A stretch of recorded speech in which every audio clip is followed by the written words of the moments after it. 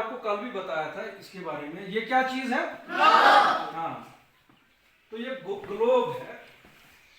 कल लेकिन सारे बच्चे नहीं थे, इसलिए आज हम थोड़ा सा इसको फिर से रिपीट करेंगे।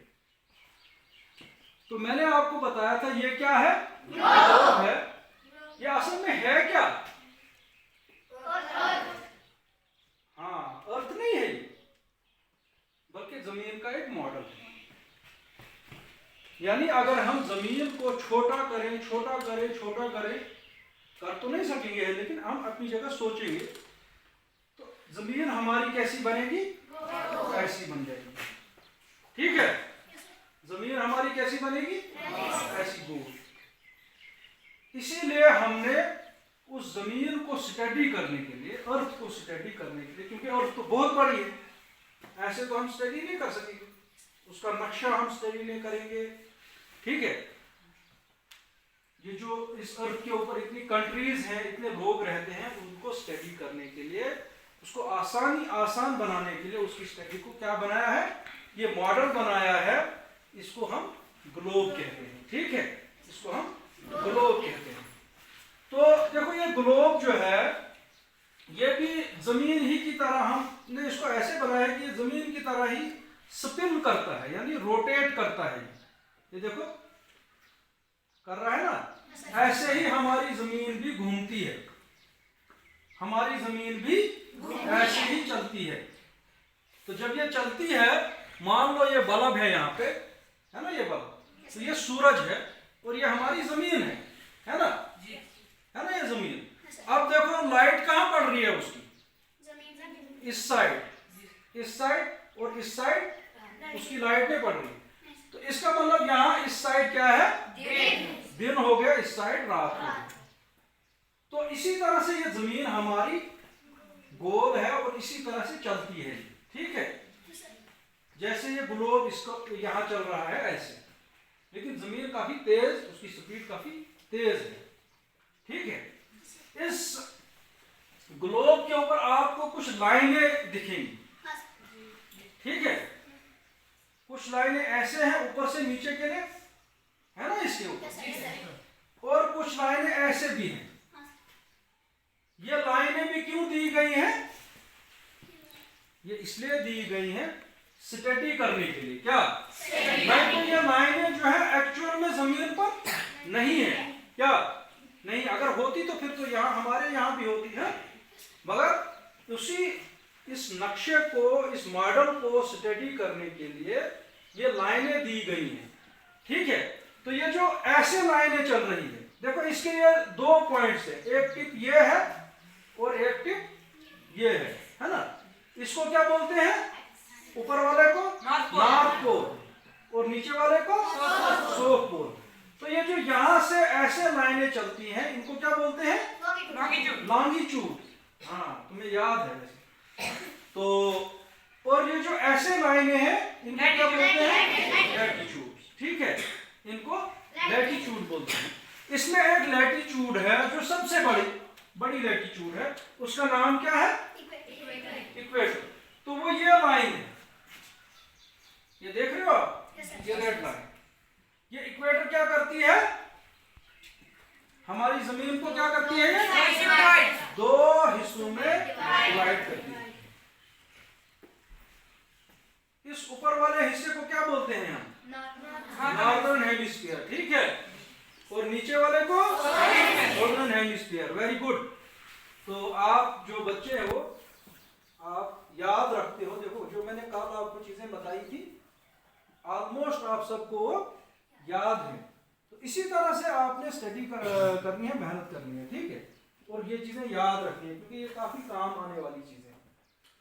तो इक्वेटर हो गया ये। ठीक है, तो इक्वेटर तक हमने कल पढ़ा था। इसके अलावा कुछ लाइनें हैं इस ग्लोब के ऊपर, इस जमीन के ऊपर, जिनको हमने कुछ नाम दिए।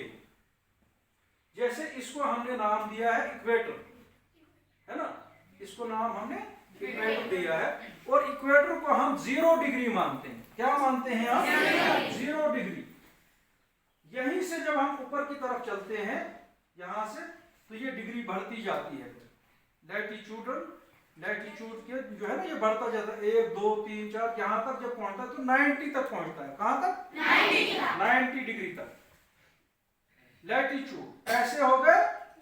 और कौन सी ऐसे को वो लाइनें जो ऐसे गोल चलती हैं उनकी डिग्री होती है। जैसे ये 0 पर है तो ये जो दूसरी लाइन यहाँ ऐसे चल रही है इसकी डिग्री कुछ और होगी। तो इसी तरह से मैंने आपको बताया कुछ लाइनों के हमने नाम दिए हैं।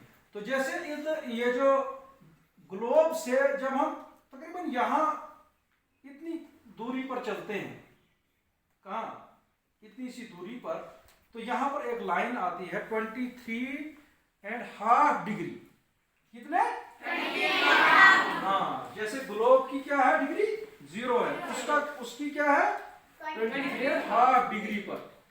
उस लाइन को हम क्या कहते हैं? Tropical cancer. क्या कहते हैं? हाँ, ट्रॉपिकल कैंसर। और इसी तरह से नीचे से भी है 23.5 डिग्री साउथ, ट्रॉपिकल कैप्रिकॉर्न, क्योंकि वो साउथ में है ना, सॉदर्न हेमिस्फीयर में है। हालांकि डिग्री वो सेम है, वो भी 23 है, वो भी 23, लेकिन फर्क क्या है? वो यहां पर है और वो नीचे से है। ठीक है, यानी कि वो सॉदर्न हेमिस्फीयर में है। ट्रॉपिकल कैंसर हो गया नॉर्दर्न हेमिस्फीयर में और ट्रॉपिकल कैप्रिकॉर्न हो गया सॉदर्न हेमिस्फीयर में। इसके अलावा ये जो लॉन्गिट्यूड्स हैं इसकी भी 2 लाइनें हैं, उनके हमने नाम रखे। ठीक है, वो नाम क्यों रखे हैं हमने? वो रखे हैं हमने टाइम के लिए। क्या? टाइम के लिए। ठीक है, तो जैसे ये वाली जो लाइनें हैं खड़ी लाइनें, ये कितनी लाइनें होती हैं? लॉन्गिट्यूड जो है ना वो कितनी है? ये है 360। कितनी? ये गोल है ना गोल, इसीलिए वो 360 है। लेकिन अब क्या है, हम पूरी 360 की 60 लाइनें लगाते हैं। और ऐसे जो ये लाइनें हैं ये लैटिट्यूड, ये कितनी है? 90 ऐसे है और 90 ऐसे, तो 90 कितना हुआ? 180। ठीक है, तो ये क्या कहते हैं, लैटिट्यूड जो है वो 180 होती है और लॉन्गिट्यूड जो है वो कितनी है? 360। हाँ, लेकिन हम सारी लाइनें इसमें मार्क नहीं करते। अगर सारी लाइनें मार्क करेंगे तो फिर दिखेगा ही नहीं कुछ, है ना। इसलिए हम कुछ लाइनें जो है इसमें मार्क करते हैं। ठीक है, 10-10 के हिसाब से रखते हैं या 20-20 के हिसाब से रखते हैं। जितना बड़ा ग्लोब होगा उसी हिसाब से हम वो रखते हैं ताकि हम स्टडी भी कर पाए। तो यहां पर जो 2 खास लाइनें हैं, ऐसे जो लॉन्गिट्यूडनल लाइन जो है उनको बोलते हैं, एक को बोलते हैं ग्रीनविच मेरिडियन। ग्रीनविच मेरिडियन ये कहां से शुरू होती है, मतलब ये कहां से गुजरती है? ये गुजरती है ग्रीनविच यानी कि इंग्लैंड में। ये लाइन किस लिए है? टाइम के लिए, क्योंकि जब ये हमारी अर्थ घूमती है ना ऐसे, तो इस जमीन के ऊपर कहीं शाम होती है तो कहीं सुबह होती है। जैसे यहाँ अगर इस वक्त क्या कहते हैं दिन है और दिन के 12 बजे हैं, तो इसके हमारे इस अपोजिट जो दूसरा मुल्क है, दूसरी साइड, वहां रात है इस वक्त, तो कहीं सुबह हो रही है इस वक्त। क्या? किसी जगह सुबह हो रही है, किसी जगह शाम हो रही है। तो इसलिए टाइम की कंफ्यूजन रहती थी ना, कंफ्यूजन टाइम की।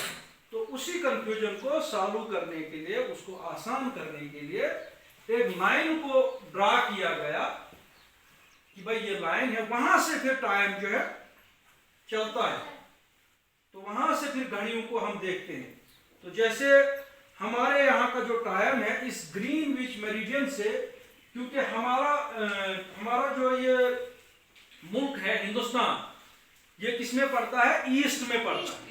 कहाँ पड़ता है? ईस्ट में। क्योंकि अभी हम दूसरी लाइन भी हम अभी डिस्कस करेंगे जो 180 है। ग्रीनविच मेरिडियन जो है वो 0 डिग्री मानी जाती है। क्या मानी जाती है? 0 डिग्री। और दूसरी है international date line. International date line वो 180 है।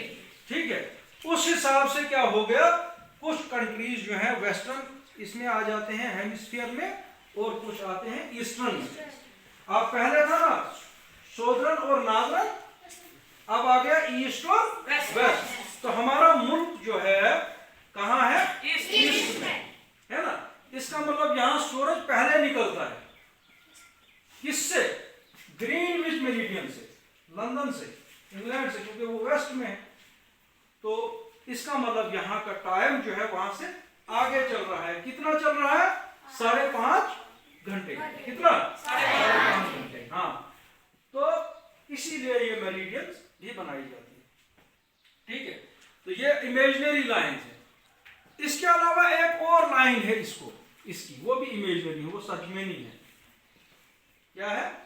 एक और इमेजिनरी लाइन है। जैसे ये देखो, ये अर्थ घूम रही है ना ऐसे, तो घूम तो रही है, एक सेंट्रल इसके बीचों बीच एक हम इमेजिनरी लाइन मानते हैं। जैसे इसको भी है, यहां से ये देखो ना, यहां से यहां तक, इसी के ऊपर तो ये घूम रहा है ना, देखो ना, घूम रहा है ना इसी के ऊपर। तो इस लाइन को हम क्या कहते हैं? मैंने आपको बताया था, एक्सिस। क्या कहते हैं? एक्सिस। हाँ, तो ये हो गया एक्सिस। ये लाइन हो गई इक्वेटर। ये जो खड़ी लाइनें हैं लॉन्गिट्यूड। लॉन्गिट्यूड कितनी है? 360। लैटिट्यूड 180। तो 0 डिग्री वाली लैटिट्यूड किसको जो है उसको हम क्या कहते हैं? Greenwich meridian. नहीं, लैटिट्यूड की बात कर रहा हूं।